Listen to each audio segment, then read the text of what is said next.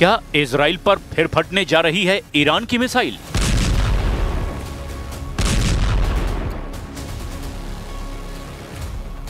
क्या तेल अवीव और हाइफा में फिर इसी तरह होगा हमला? क्या ईरान की मिसाइलों के आगे फिर ढह जाएगा इजराइल का डिफेंस सिस्टम? इजराइल पर ईरान के हमले को लेकर बड़ी चेतावनी जारी हुई है।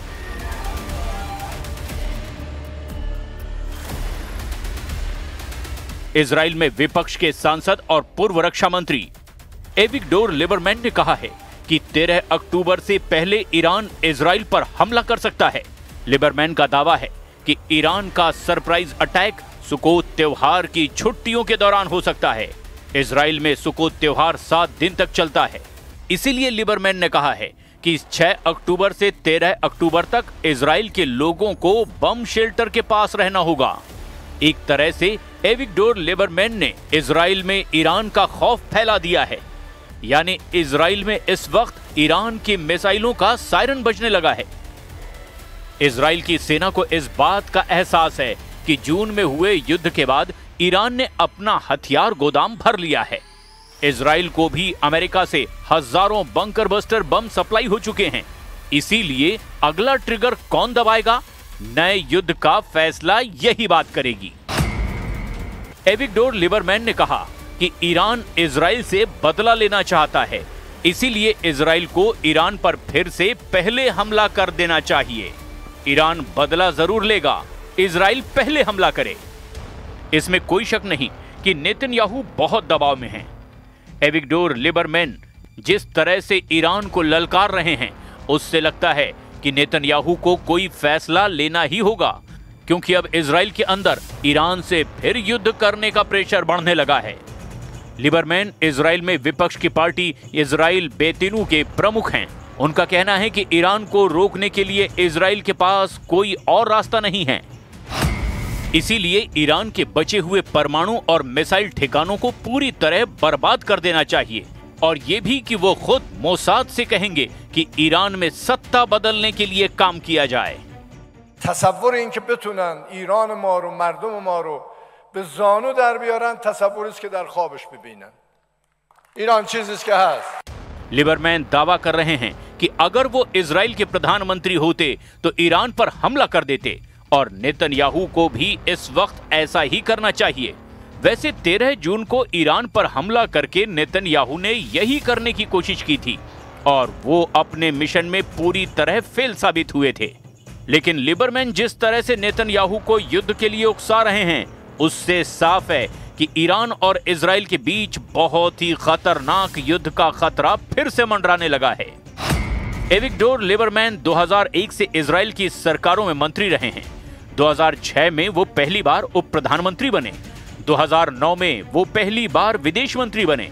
2016 में लिबरमैन पहली बार रक्षा मंत्री बने, और 2021 में 1 साल के लिए वित्त मंत्री भी रहे। लेकिन अभी इजराइल में लिबरमैन विपक्ष में हैं, यानी नेतन्याहू के विरोधी हैं। लेकिन अब उनकी बातों में ईरान को लेकर जो वार्निंग है, वो बार बार बता रही है कि इजराइल और ईरान के बीच युद्ध अभी खत्म नहीं हुआ है। गाजा में जब आग बुझाने की कोशिश हो रही है, लगता है इजराइल अब ईरान में फिर आग लगा सकता है। इजराइल के पूर्व रक्षा मंत्री एविगडोर लिबरमैन कह चुके हैं कि जख्मी शेर को छोड़ना नहीं चाहिए, ईरान से फिर युद्ध होगा। यानी इजराइल ये मानता है कि ईरान एक जख्मी शेर है, और उसके लिए बहुत बड़ा खतरा भी। ऐसा इसीलिए भी क्योंकि 22 जून को ईरान के 3 परमाणु अड्डों पर अमेरिका और इजराइल की जो ज्वाइंट स्ट्राइक हुई, वो पूरी तरह नाकाम साबित हुई। ये बात सबसे पहले रूस ने बताई थी, और अब इजराइल भी मानता है कि 400 किलो संवर्धित यूरेनियम ईरान ने बचा लिया है, और उसका दावा है कि इसी यूरेनियम से वो एटम बम बनाने की तैयारी कर सकता है। We must not allow Iran to rebuild its military nuclear capacities. Iran's stockpiles of enriched uranium, these stockpiles must be eliminated. And tomorrow, UN Security Council sanctions on Iran must be snapped back.